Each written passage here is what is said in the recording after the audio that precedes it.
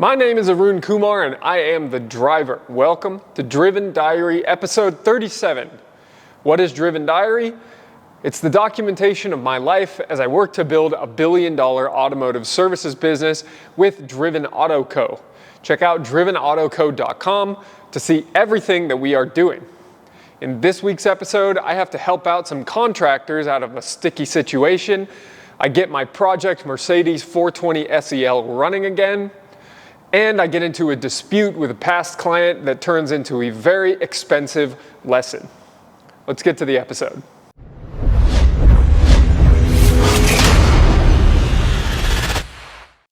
Monday, 5:48 p.m. and this is the first time that I've gotten to do pretty much anything today. So we did $5,400 in sales today, ran through a bunch of cars, very efficient, and I was on calls for half the day. So it feels good. Plenty of calls for Schwartz Advisors, plenty of work to do when I get home tonight, but I will be going back to the shop after this so I can load up the Passat on the trailer with my truck that are both at the shop right now, bring the whole package back home, and eat dinner, get a little more work done at the shop. I got a little bit done, but I could do a lot better. And we were highly productive, but we could do better.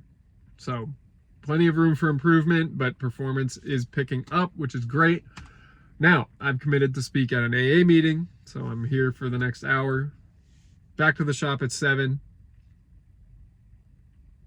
Eat. Load up the trailer. Go home, work out, second workout, and then Schwartz Advisors work, go to bed. That's it for Monday. Feels really good. Just transporting a car for enthusiast purposes actually just feels really good. I've done so much towing broken cars lately that just driving that thing up there and strapping it down with the straps the way they're supposed to be done, like through the spokes, the big spokes of a wheel. It's the right kind of car, right kind of transportation scenario. 7:31, time to go home, eat, work, walk, keep going. Now we're able to see me, but it's like 9 o'clock on Monday. Maybe later. It's my second workout, and I'm listening to Relay Indy Frisella podcast, and he asked a question that I wanted to reflect on. He basically said, what would your life look like if you don't accomplish your goals? And for me, my first reaction to that was actually, that's not an option to not accomplish my goals. I have not conceived of the reality where I do not accomplish my goals. And then I had this fleeting moment of fear where I thought, okay, if I have that thought, then I am going to get complacent. That if I just say, well, I'm gonna accomplish it doesn't really matter what I do today, I'm going to accomplish it. That's not exactly right. It's not automatic. So then very soon after that, I felt like I sort of suppressed the initial thought of it being a given and renewed a resolve to simply getting up every day, knowing that I will be stressed, knowing that I will make sacrifices, knowing that it will be difficult, and that in the end, that will mean that I will accomplish my goals. And it will be worth it, and it will be difficult, and that is okay. That's it for Monday night.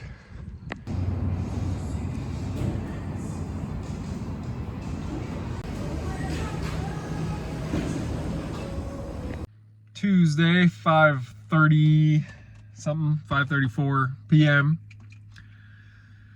I got beat up today, man. I had one customer that basically was threatening to sue because the parts department at the dealership quoted me for the wrong price or the wrong part.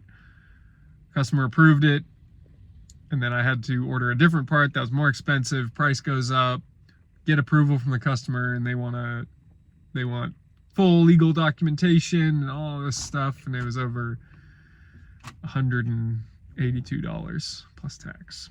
I missed the tax in my documentation the first time, and they freaked out even more. It's a customer we have actually repeatedly had issues with that I hope is just not somebody I want to work with any longer. But oh man, I also, at least at the end of the day, got to do a very good deed and repair somebody's splash guard. A very good customer of ours got to repair her splash guard before the end of the day, and didn't charge her. She had her credit card out, she was trying to hand it to me, and I just said, no, I don't need that. And that feels good. So I'm home early, beat up by Schwartzweiser's work, beat up by the shop, sleep deprived. I was up till after 10 last night, up the normal time, full of energy this morning, but definitely ran out of steam. So still a lot of work to do today, still a second workout, still got to eat dinner, but I brought my dinner home. I'm here by myself with the dog for a couple hours this evening.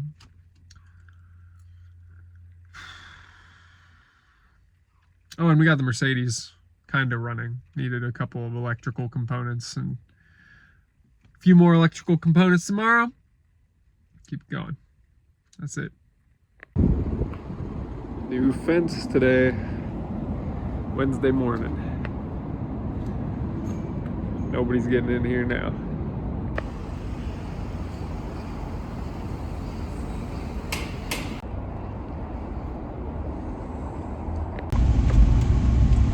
Wednesday, 10:12 a.m.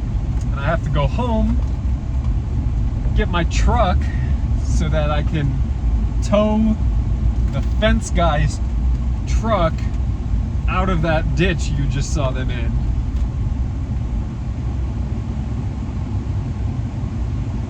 What the hell? What just happened to my day? But fortunately we are slow at the shop, so I will do this and handle business, and not much going on at the shop. We got 6 cars, big jobs, we're getting them taken care of.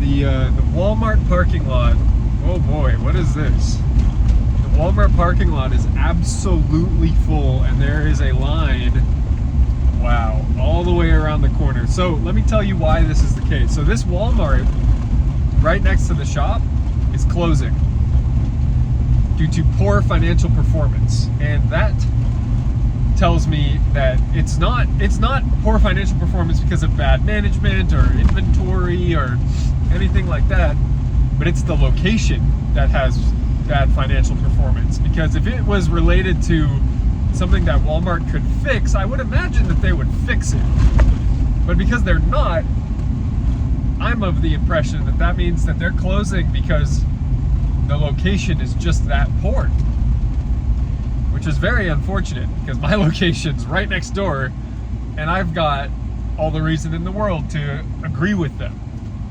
that there's ferocious competition, there's not the best or most desirable near business customers or neighbors. Cost of doing business here is very high, so I get it. Poor financial performance is easy. But one of the things that Walmart deals with that I don't as a pure play retailer is theft. And I know Home Depot deals with this, that Home Depot loses, I think the number was like $3,000 to $8,000 per day from people just walking in and shoplifting. I don't have shoplifters, but I get it. I can relate to the theft. So I guess that's why they're closing. That's really the only thing that I can point to. Anyways, go get my truck, save the day over here.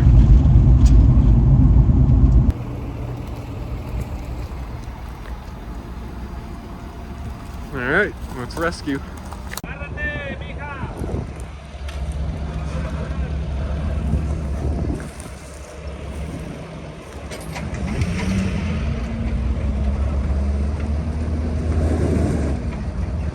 Okay, so what you saw there was a couple of really half-hearted, gentle attempts to pull out the contractor's truck without really even hitting the gas. Now, unfortunately, the guy I asked to film didn't film the actual pulling out of the truck with my truck because he is actually a off-road experienced person that does a lot of that kind of stuff, and he was legitimately helping me get the job done instead of trying to be a YouTube helper or a YouTube what's a good word, a YouTube enabler. I'm not a YouTube star, obviously. Go look at the view count below, but I want to be, and that was a cool shot, but I know I should really just be working, so that's why I get to sit here on a Sunday afternoon and talk back to the camera a little bit. Yep.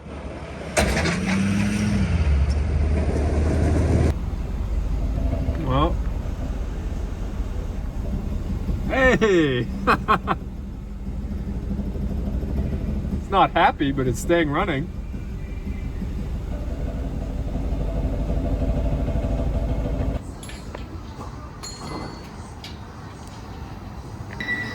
So, this thing is getting a little air in there. Little bit of a head gasket leak down there. That's why we took it out.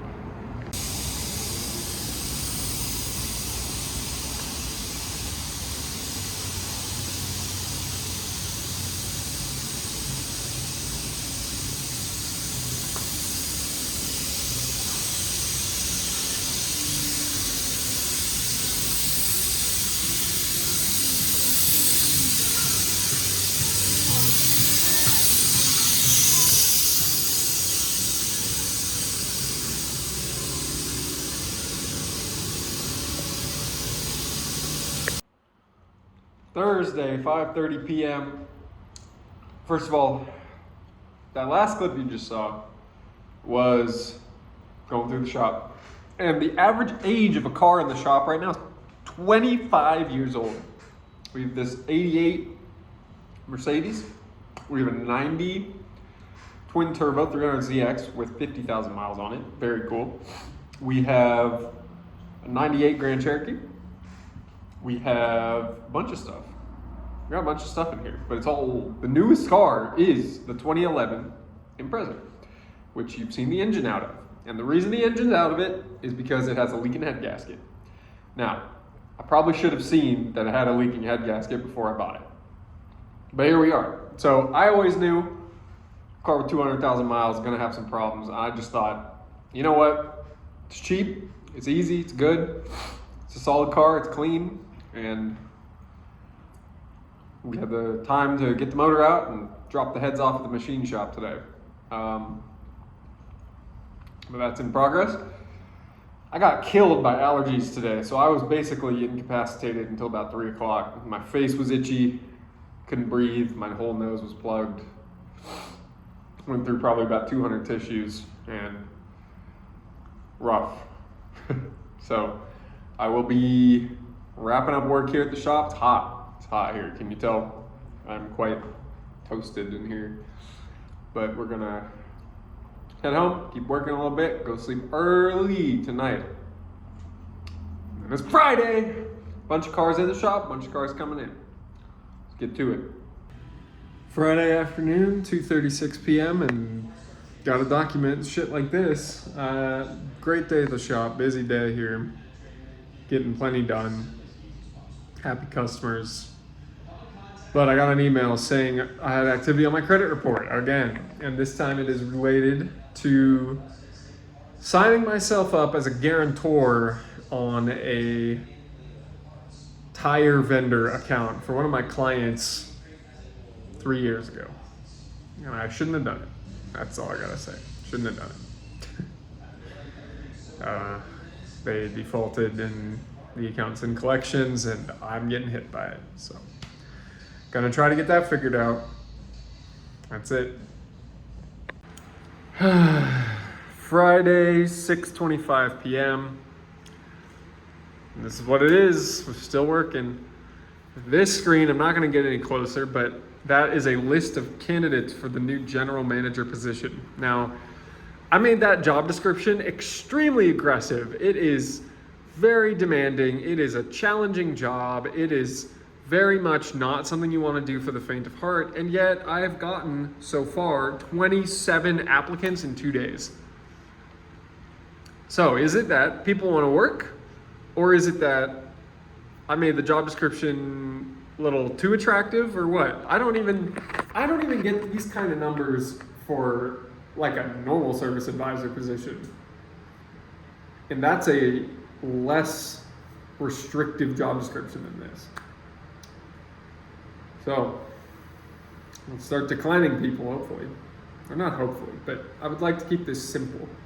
It's a big list. So let's see what we got. Saturday, 10:22 a.m.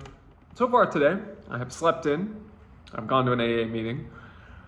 Then I went back home, got ready to get out, start the day. I had a friend of mine who had a car problem. Met him at the shop, gave him a loaner car, got his car in here. And now I'm ready for a big thing. So I told you guys yesterday that I have my credit being threatened again, my credit score, by a delinquent account from a old consulting client of mine who's no longer a client. I haven't talked to them in 2 years. And I had been in contact with a lawyer for the past almost 9 months about this delinquent account, saying, hey, they're still in business. You should go get the money from them. You don't need me to be a part of this. I am the guarantor on this account, which was a big fucking mistake. I'm never doing that again. Learned my lesson. But I gotta go get that money today. So plan is go to this shop, this former client, collect nearly $7,000, and then bring that money straight to the collections agency and work with them to get my credit not looking delinquent anymore. Many, many mistakes to be made in business. And I listened to Andy Frisella's Real Talk from Real AF, his podcast this morning, May 11th. Go listen to it. He talks about how mistakes are part of the game. If you're not making them, you're not doing enough. And the only way in which you actually acquire the skills needed to be successful is through making the mistakes and failing. So this is absolutely one of those. This is a situation now where I have to go collect a pretty sizable amount of money from people who probably do not want to pay me, and I have to compel them to pay me through legal means. That's fine. I will do that. Is what it is. Onward and upward, like I say. And stay driven. Stay driven is a really good thing for me to be thinking about right now. Protect what is mine. So that's that. Update. I didn't get any money, but I got a promise to pay. So that's something. It's a long-standing issue. Glad we're hopefully getting it resolved. I definitely should have gotten it resolved a lot sooner than this, and I did not believe that the consequences were going to get to this point. However, I haven't talked much about it on Driven Diary, but I have been looking for a new car, like a much more expensive car, and I think a series of events having stacked up, starting with the burglary, going into the credit issue here, and now not getting paid on this means my cash flow is getting a bit tight, and my credit took a hit, so I think I should just kind of take it easy for a little bit, unfortunately. Saturday evening, and I want to talk about walking into fear. So, first of all, he's a very fearful animal, but that's beside the point. This is a 60-pound weight vest, and yesterday was the first time I ever put it on. And I proceeded to hate myself for the next 45 minutes on my walk. Today is a lot better. But before I left the house for this walk, I spent about 15 minutes doing other productive things around the house because I didn't want to do this, not even a little bit.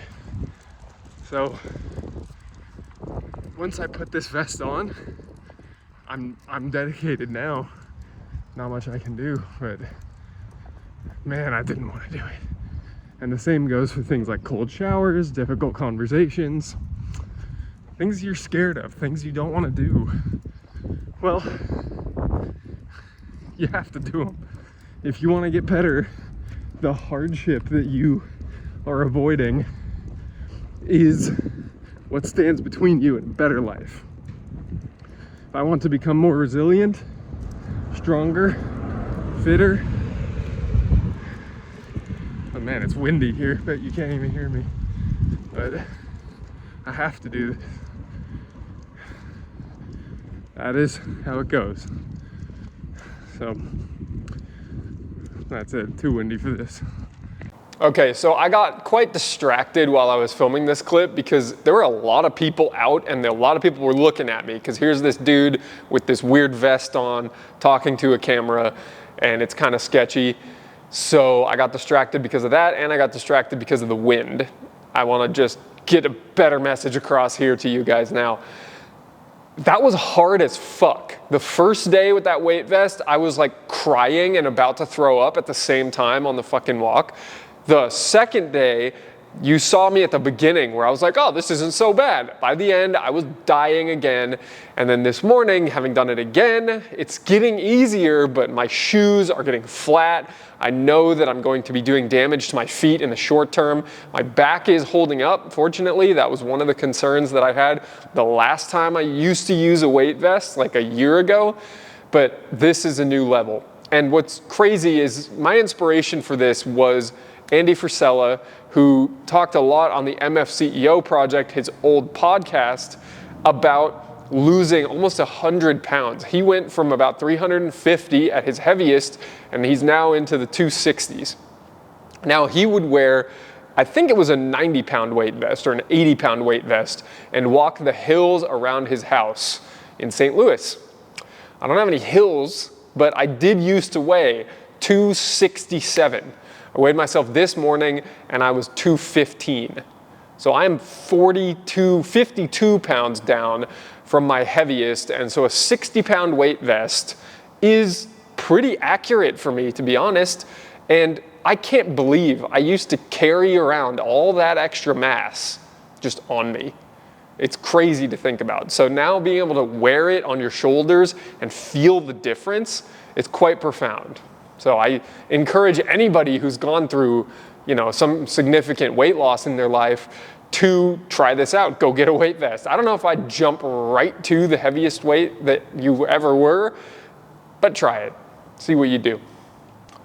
And that's it for Driven Diary episode 37. Thank you so much for watching. If you have any questions or comments, please leave them below. Leave a like so that this video can end up in the recommended section on YouTube and we continue to accumulate views and subscribers. And if you are not subscribed, make sure you hit that button below so that you don't miss next week's Driven Diary episode.